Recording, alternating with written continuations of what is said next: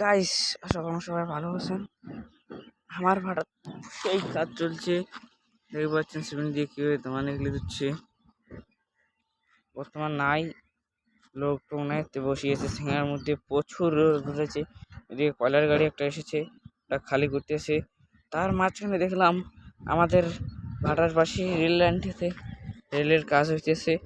তোমরা দেখতে পাচ্ছেন ট্রেনটা কিভাবে দাঁড়ায় আছে, মানে কিছু লোক কাজ করতে আছে চড়ে।